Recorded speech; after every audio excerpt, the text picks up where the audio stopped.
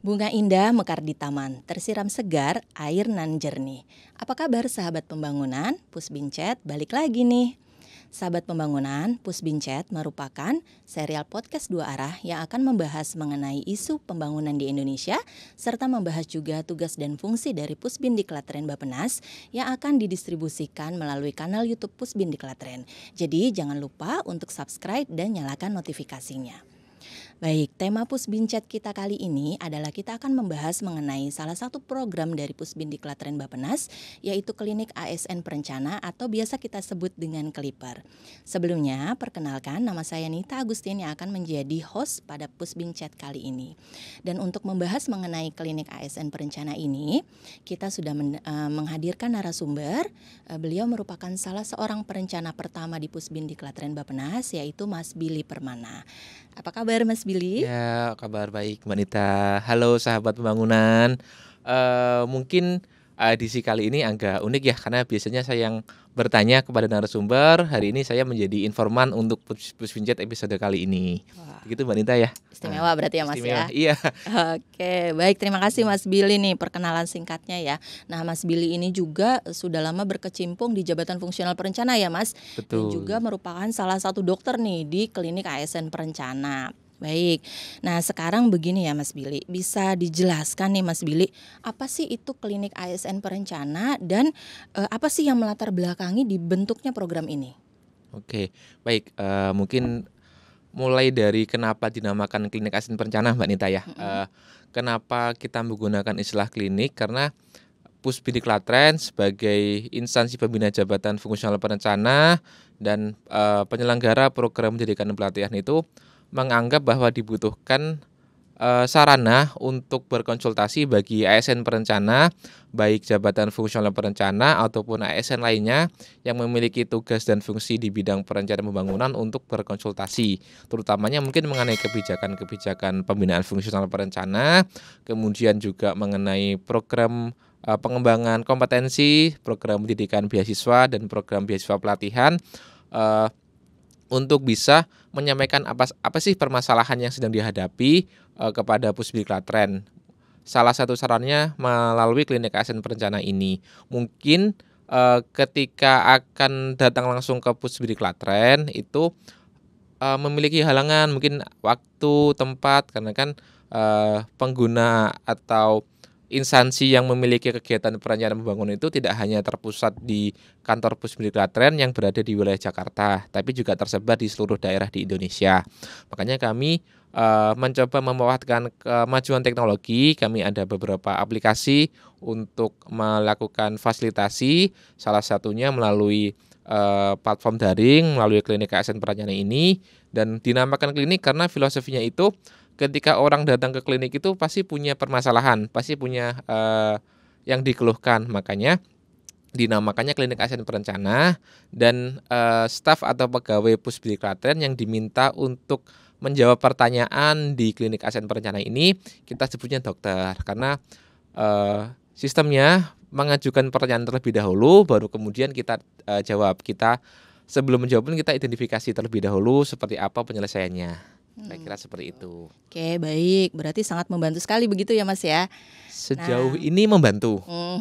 Nah, sekarang siapa saja nih yang bisa mengakses layanan Klinik ASN Perencana? Apakah hanya Jabatan Fungsional Perencana saja atau di luar itu bisa? Kemudian apa sih yang manfaatnya yang akan didapatkan kalau seorang yang penanya itu mengikuti program ini gitu? Oke, baik. Mungkin dari peserta dulu Mbak Nita ya. Kalau dari peserta itu fokusnya selain ke fungsional perencana juga ke ASN yang memiliki tugas dan fungsi di bidang perencanaan pembangunan. Selain itu, calon atau ASN yang berminat untuk berpindah ke fungsional perencana dan juga ASN yang memenuhi persyaratan untuk mengikuti program yang diselenggarakan oleh Pusdiklatren. Tapi tidak menutup kemungkinan juga misalkan ada unsur dari kepegawaian atau organisasi yang memang memerlukan penjelasan kebijakan mengajukan pertanyaan melalui klinik ASN perencana ini. Manfaatnya apa? Manfaatnya adalah ada pembahasan secara komprehensif. Ibaratnya kalau permohonan kunjungan itu kan datang secara langsung ke kantor Pusdiklatren, bertemu tatap muka fisik, kemudian dibahas secara mendalam permasalahan apa yang sedang dihadapi. Tapi melalui klinik ASN perencana ini, penanya tidak perlu datang ke kantor Pusdiklatren, tapi tetap akan dibahas secara komprehensif melalui media platform daring yang nanti akan disampaikan kepada peserta yang pertanyaannya terpilih untuk bergabung sesuai dengan jadwal yang ditentukan. Kemudian selain itu, mungkin selain dari benefit lokasi dan waktu yang bisa ditempuh secara daring atau bisa diikuti secara daring, juga kita bisa mungkin kalau belum memiliki kontak untuk berkonsultasi lebih lanjut mengenai permasalahan atau mengenai program dan kegiatan yang diselenggarakan oleh Pusdiklatren, itu bisa juga nanti bertukar informasi mengenai nomor, kemudian misalkan membutuhkan file-file kebijakan atau file-file penjelasan mengenai program kegiatan juga bisa kita berbagi melalui media ini. Berarti ada tindak lanjutnya mungkin setelah pelaksanaan program begitu ya Mas ya? Lebih seringnya ada tindak lanjutnya karena kita juga harus memaklumi kalau durasi yang bisa digunakan untuk melaksanakan kegiatan klinik ASN perencana ini terbatas. Sehingga ketika mungkin pertanyaan yang diajukan bisa terjawab, tapi pastinya akan ada pertanyaan-pertanyaan berikutnya yang mengikuti dari jawaban-jawaban yang disampaikan. Nah, itu ketika waktunya sudah habis atau durasinya sudah selesai untuk melaksanakan klinik ASN perencana ini, lebih seringnya berkomunikasi lebih lanjut melalui nomor kontak nanti yang disampaikan. Oke, jadi bisa dihubungi lebih lanjut begitu ya Mas setelah program ya. Betul. Oke, nah sekarang kalau kita berbicara tentang jabatan fungsional perencana itu sendiri nih Mas, menurut Mas Billy nih, apa saja tantangan yang sering dihadapi oleh seorang ASN yang memiliki jabatan fungsional perencana? Kalau tantangan mungkin dari perspektif saya juga ya, karena saya juga kebetulan juga menduduki atau memiliki tanggung jawab di jabatan fungsional perencana. Salah satu tantangan yang sering dialami itu adalah mengenai kebijakan-kebijakan manajemen ASN yang kita tidak tahu ke depannya seperti apa. Mungkin kita bisa prediksi dengan pergantian pemerintahan itu pastinya akan ada kebijakan baru, dengan adanya undang-undang baru atau peraturan yang baru terbit, mungkin akan ada penataan-penataan selanjutnya yang akan mempengaruhi bagaimana nanti manajemen khususnya untuk jabatan fungsional perencana ini diberlakukan. Itu memang itu yang lebih seringnya muncul dan lebih sering dialami juga karena perlu sosialisasi bukan hanya dari kami Pusdiklatren selaku instansi pembina jabatan fungsional perencana, tapi juga dari lembaga-lembaga lain terkait yang memang memiliki wewenang untuk mengeluarkan aturan tersebut, dan kita juga harus mandiri atau lebih proaktif lagi untuk lebih mengetahui kebijakan-kebijakan apa saja yang sedang berlaku. Tantangan lainnya adalah mengenai perolehan angka kredit yang mungkin berbeda kebijakannya. Kalau dulu kan mungkin hampir semua jabatan fungsional sama melalui daftar usulan penilaian angka kredit, tapi kan sekarang ini itu melalui hasil konversi predikat kinerja yang diperoleh setelah SKP kita dinilai. Nah, itu mungkin yang perlu disampaikan juga atau perlu dipahami juga oleh teman-teman khususnya fungsional perencana. Kemudian juga sekarang itu untuk pengajuan formasi atau ketika ingin berpindah ke fungsional perencana ataupun akan naik jenjang, yang harus diperhatikan lagi adalah kebutuhan formasinya atau ketersediaan formasinya. Apakah memang masih tersedia jumlahnya untuk bisa kita duduki atau mungkin harus menunggu atau mungkin bahkan instansinya belum melakukan penghitungan. Itu yang harus ditindaklanjuti. Kemudian yang ini mungkin sedang hangat mengenai uji kompetensi. Nah, itu kan ada beberapa persyaratan, ada beberapa penyesuaian juga setelah penerbitan peraturan mengenai jabatan fungsional terbaru, dan juga akhir tahun 2024 kemarin sudah diterbitkan peraturan mengenai jabatan fungsional perencana yang terbaru. Ya, Mungkin mohon bantuan juga kepada sahabat pembangunan, khususnya fungsional perencana untuk senantiasa update ke media sosial Pusbidik Klatren ataupun website Pusbidik Klatren untuk mengetahui bagaimana kebijakan mengenai pembinaan jabatan fungsional perencana terbaru. Ya, Seperti biar itu. nggak ketinggalan informasi terbaru gitu ya Mas ya, karena Betul, regulasinya sering berubah-berubah begitu ya. betul. Oke, Nah, nah memang ini Mbak Dita, mhm, masih ada yang beranggapan, salah satu contohnya mungkin ya, pengajuan angka kredit masih mengumpulkan dokumen yang dihasilkan, padahal kan, sudah fisik melalui gitu SKP. ya, heeh. Kemudian baru-baru ini juga ada yang menanya mengenai kalau mengikuti kegiatan ini dan dapat sertifikat bisa dapat angka kredit berapa. Nah, itu kan ketentuannya sudah berubah, jadi ya harus diperhatikan juga. Iya, harus, tetap memperhatikan ketentuan terbaru, regulasi terbaru gitu ya, Mas, ya, harus mau Betul, mengupdate diri gitu ya. betul. Oke, baik. Nah, kalau menurut, Mas Billy nih, kompetensi utama apa sih yang harus dimiliki oleh seorang ASN, fungsional perencana?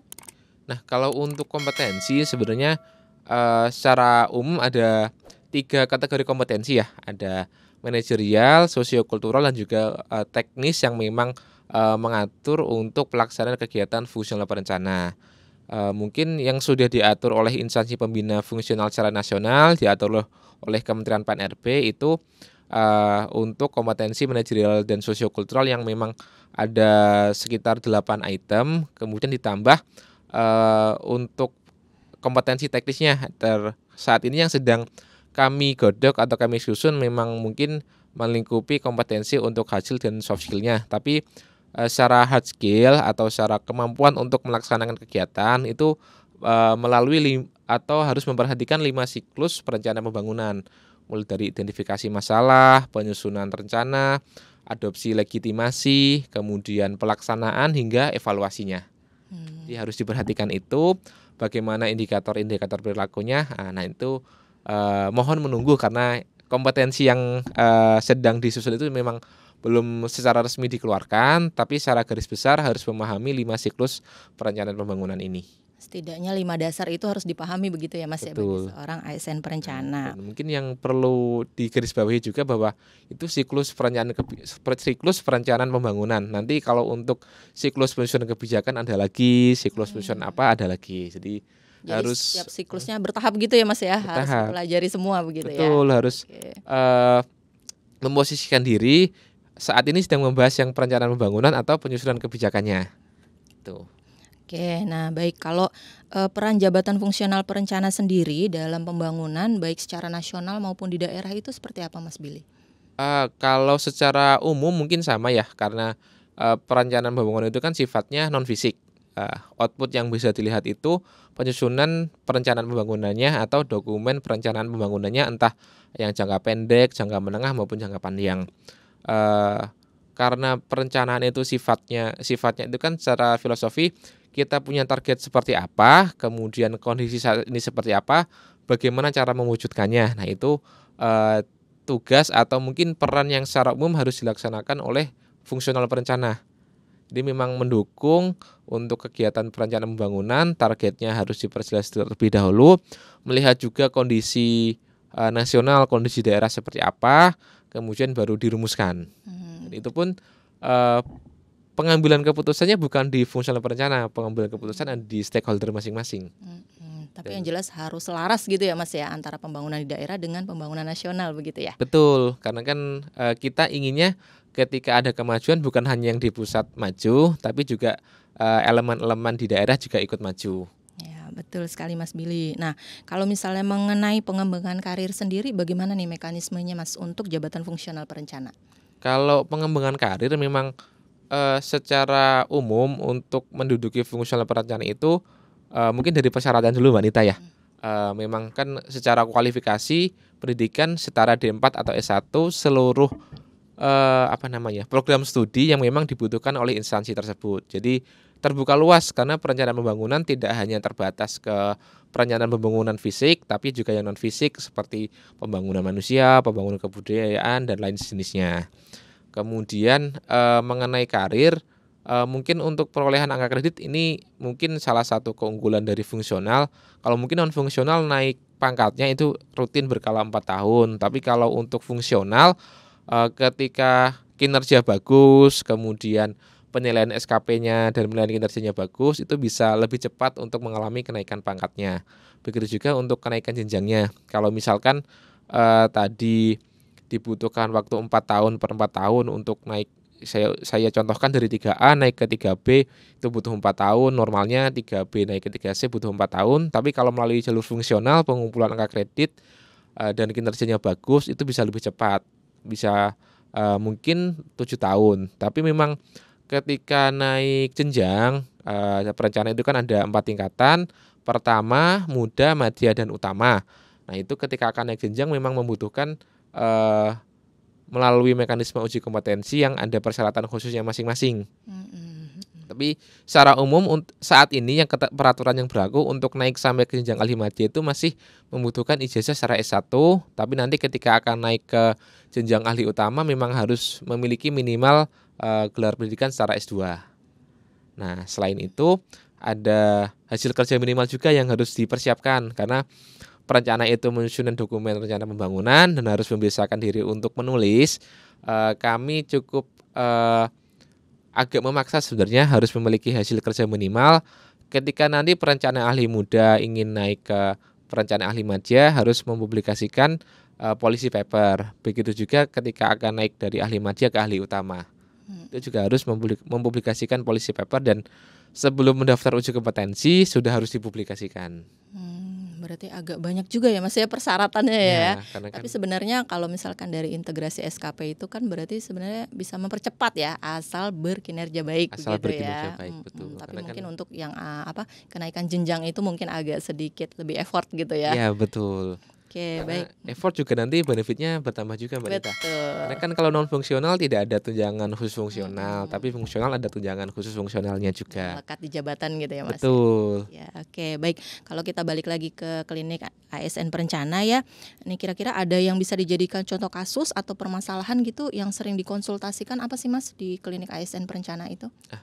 Kalau apa yang sering dikonsultasikan itu biasanya mengikuti kebijakan yang baru saja dikeluarkan. Misalkan tahun kemarin itu kami mengeluarkan kebijakan atau peraturan untuk penghitungan formasi.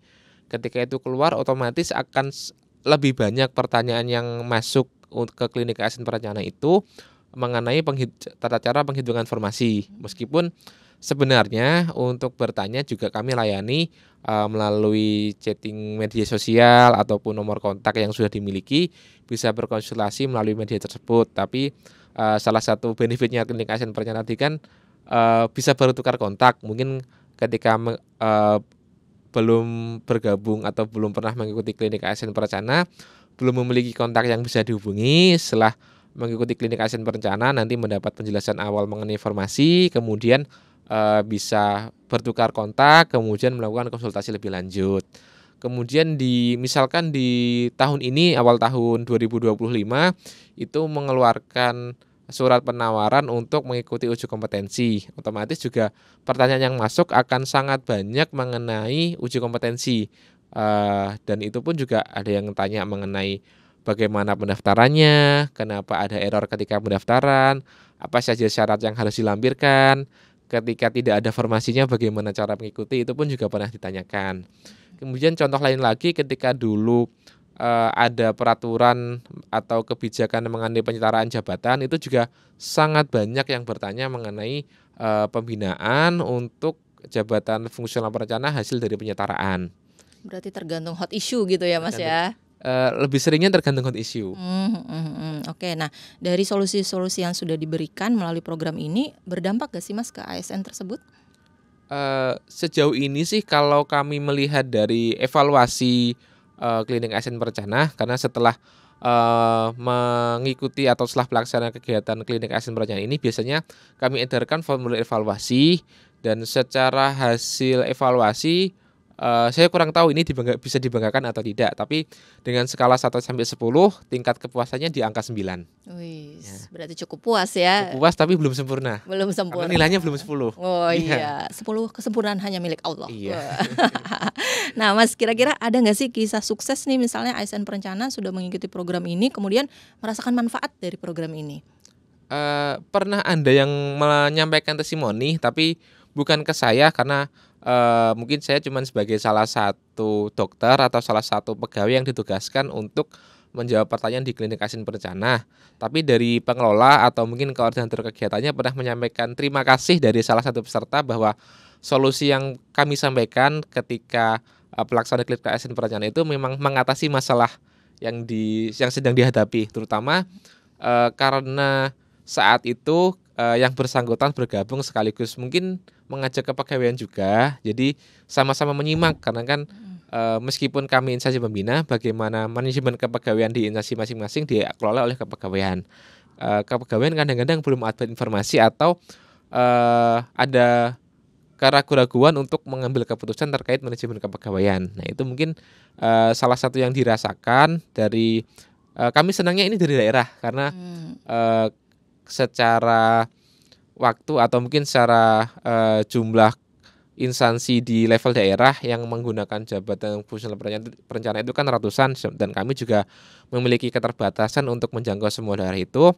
Ketika ada perencana daerah yang menyampaikan, Pak, terima kasih kemarin solusi yang disampaikan sudah kami diskusikan dengan kepegawaian dan akhirnya melancarkan jalan saya untuk berkarir di fungsional perencana. Nah, itu salah satu kepuasan mungkin yang bisa kami rasakan ketika ada yang menyampaikan seperti itu. Mungkin kalau boleh menyinggung untuk topik-topik non fungsional perencana mengenai program pendidikan dan pelatihan, biasanya sangat membantu mengenai kelengkapan persyaratan untuk mengikuti program pelatihan tersebut dan menghilangkan keraguan-raguan dan kekhawatiran untuk calon peserta ini mendaftar program pendidikan dan program pelatihan. Jadi selain pertanyaan seputar jabatan fungsional perencana, boleh juga mengenai TUSI Pusbindiklatren yang lain ya, Mas? Sangat boleh. Siswa ya, pendidikan dan pelatihan. Ya, Oke. kan namanya klinik ASN perencana, bukan klinik ASN fungsional perencana. Fungsional perencana, betul. Jadi apapun mengenai bisa ditanyakan begitu ya, Mas, ya, di dalam program tersebut gitu mengenai perencana. Dan TUSI Pusbindiklatren itu sendiri gitu ya. Betul. Oke, baik. Nah, Mas, berarti banyak sekali ya manfaat dari program ini begitu, sahabat perencana. Tapi mungkin ada yang belum tersampaikan atau mungkin ada yang belum tahu gitu ya, Mas, ya, mengenai program ini begitu ya. Nah, sekarang kita berbicara tentang kedepannya nih, Mas. Kira-kira menurut Mas Billy apa sih tantangan terbesar dalam implementasi klinik ASN perencana ini? Tantangan kami itu sebenarnya mengenai pertanyaan yang berulang karena semangat di awal itu jangan sampai pertanyaan yang sudah pernah dibahas dalam penyelenggaraan terdekat sebelumnya itu ditanyakan ulang. Tapi ternyata yang pernah kami rasakan itu ketika pertanyaan sama, tapi kan kondisi dari masing-masing peserta klinik ASN perencana ini berbeda-beda. Jadi ketika kasus sama mungkin bagaimana penanganannya juga berbeda. Itu salah satu tantangan ke depannya. Kemudian karena ini pelaksanaannya di hari aktif kerja, mungkin yang bersangkutan atau peserta yang terpilih itu sedang ada penugasan khusus sehingga tidak sempat untuk mengikuti pembahasan langsung, melewatkan kesempatan untuk melakukan pembahasan langsung dengan kami. Nah, itu salah satu tantangan kami juga supaya bagaimana pelaksanaan ke depannya lebih optimal. Oke, nah berarti harapan ke depannya apa nih, Mas, terkait pengembangan dari program ini? Ya mungkin kalau bisa mungkin kerjasama dari beberapa pihak ya, ketika memang sudah terpilih untuk menjadi peserta klinik ASN perencana, memang bisa berkomitmen dan atasan yang bersangkutan memang bisa memberikan keluangan untuk mengikuti klinik ASN perencana ini. Kemudian dari kami mungkin juga sebisa mungkin kalau ini kan masih pertanyaan bebas yang diajukan, mungkin ke depannya kalau memang disetujui nanti mungkin bisa ada beberapa room yang memang pertanyaan tidak perlu diajukan, tapi memang saat itu ada klinik ASN perencana, ada beberapa tema yang bisa dibahas. Silahkan bergabung dan masuk ke dalam ruangan masing-masing untuk membahas substansi yang memang sedang menjadi permasalahan. Berarti lebih luas tapi bisa lebih khusus gitu ya, Mas ya? Betul. Oke, baik. Nah, bagaimana nih sahabat pembangunan bisa dapat berkontribusi dalam mendukung keberlanjutan program ini, Mas? Sebenarnya kontribusinya itu mendaftar saja karena selain nanti kami juga memperkaya informasi, kami juga bisa mengetahui bagaimana kondisi manajemen fungsional perencana di instansi masing-masing. Kontribusinya sebenarnya tidak hanya ke klinik ASN perencana, tapi ke kedepannya juga akan mempengaruhi kami bagaimana nantinya dalam membina fungsional perencana. Karena kan ketika ada kebijakan A muncul permasalahan 1, 2, 3, otomatis ketika akan update kebijakan atau update ketentuan pasti kami akan mempertimbangkan kondisi-kondisi yang dihadapi tersebut. Nah itu kontribusinya ya sebisa mungkin mendaftar melalui klinik ASN perencana ataupun ketika malu-malu untuk mengikuti klinik ASN perencana ini mohon menghubungi kami Pusbidiklatren selaku instansi pembina fungsional perencana. Oke, jadi begitu ya Mas ya. Ya. Nah, sekarang apa sih bedanya program ini dengan misalkan kemarin kan Pusbidiklatren sudah meluncurkan program helpdesk ya. Nah, Ya, itu kan bisa oke. bertanya langsung. Nah, Betul. bedanya apa nih Mas klinik ASN perencana ini? Mungkin kalau helpdesk itu kan memang sama-sama mengajukan pertanyaan, tapi itu kan secara tertulis. Nah, itu mungkin ketika akan merespon itu kami juga harus mengetik dan jawabannya kami sampaikan dan juga nanti respon dari penanya butuh waktu lagi. Jadi dari segi penyelesaian waktunya mungkin helpdesk memang sama-sama bisa menyelesaikan, tapi di situ penyelesaiannya secara tertulis bukan secara lisan. Untuk klinik ASN perencana ini bisa disampaikan secara langsung, bahkan ketika ada pertanyaan-pertanyaan tambahan dan ada waktu tersedia pasti ditawarkan kira-kira masih ada atau tidak permasalahan yang sedang dihadapi buntut dari pertanyaan yang sedang diajukan. Karena mungkin dari penanya itu kadang-kadang menanyakan pertanyaan umum terlebih dahulu, tergantung dari jawaban yang disampaikan baru akan bertanya lebih lanjut dan jawabannya juga bisa langsung didengarkan, tidak perlu menunggu agak lama. Karena kalau helpdesk itu pasti ada antrian yang akan dijawab. Dan klinik ASN perencana ketika sudah bertatap muka tidak perlu mengantri lagi untuk menyelesaikan permasalahan yang sedang dihadapi. Baik, jadi kita bisa bertanya, kemudian bisa bertanya, ada pertanyaan lanjutan terkait dengan pertanyaan yang sebelumnya gitu ya Mas. Jadi bisa Betul. lebih luas, kemudian solusinya bisa menyeluruh mungkin gitu ya. Iya. Nah Mas Billy, sekarang bagian yang paling penting nih, Mm-mm. gimana sih cara sahabat pembangunan untuk dapat mengakses program ini dari mulai pendaftaran hingga mengikuti program tersebut? Oke, baik Wanita. Jadi sahabat pembangunan yang pertama itu bisa melalui website Pusbidiklatren atau bisa mengetikkan tautan bit.ly/klinik-rencana. Jadi di situ silahkan sahabat pembangunan mengisikan data termasuk juga pertanyaan-pertanyaan yang akan diajukan. Cuman nanti maksimal kami hanya menerima 2 pertanyaan saja Mbak Nita ya, karena peserta nanti yang akan terpilih itu ada sekitar 10 peserta yang akan terpilih. Jadi supaya semua banyak yang tertampung, kami membatasi maksimal 2 pertanyaan. Setelah itu nanti bagi yang pertanyaannya terpilih akan kami sampaikan undangan melalui nomor kontak atau melalui alamat email yang disampaikan ke formulir pendaftaran.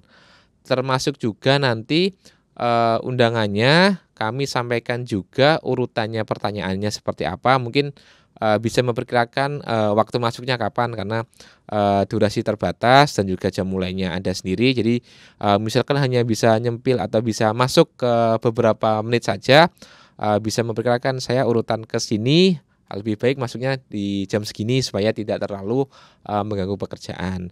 Di situ kami juga akan sampaikan link atau bagaimana cara bergabung ke dalam klinik ASN perencana, dan nanti setelah menerima kami sampaikan dalam undangan tersebut mengenai tanggalnya dan juga waktunya kapan bisa mengikuti klinik ASN perencana ini. Biasanya kami laksanakan di Jumat terakhir setiap bulan jam 2 sampai dengan jam 4 waktu Indonesia Barat. Dan itu pun juga dengan catatan kalau bukan hari libur. Kalau bukan hari libur biasanya kami majukan atau kami mundurkan ke Jumat terdekat. Nah gitu. Ya, Nah jadi kalau misalnya nih sudah daftar, tiba-tiba emailnya terlewat gitu. Nah kemudian dia nggak buka email, terus dia nggak tahu bahwa dia harus mengikuti program ini. Nah apakah di Jumat berikutnya itu dia bisa mendaftar lagi gitu Mas? Untuk pendaftaran bisa dilakukan berulang-ulang atau mungkin kalau misalkan menunggu Jumat berikutnya terlalu lama, itu kan ada kontak atau ada alamat email yang mengirimkan undangannya, nanti bisa follow up atau menindaklanjuti melalui nomor kontak tersebut. Jadi bisa di follow up di email gitu ya, kalau supaya tetap tiba-tiba terjawab. terlewat gitu. Betul. Oke, baik Mas Billy, ini terima kasih banyak atas Oke. penjelasan dan informasinya mengenai klinik ASN Perencana atau Clipper ini. Semoga dengan adanya informasi dari Mas Billy ini, makin banyak sahabat pembangunan yang memanfaatkan program ini sehingga bisa mungkin membahas permasalahan yang sedang dihadapi. Nah, sekali lagi terima kasih banyak Mas Billy atas kehadirannya, dan terima kasih juga kepada kru yang bertugas, serta terima kasih kepada sahabat pembangunan yang sudah menonton video ini. Sampai bertemu lagi di Pusbinchat selanjutnya dengan tema-tema yang lebih menarik lagi, dengan narasumber yang lebih menarik lagi. Akhir kata dari kami, wassalamualaikum warahmatullahi wabarakatuh. Salam perencana. Perencana.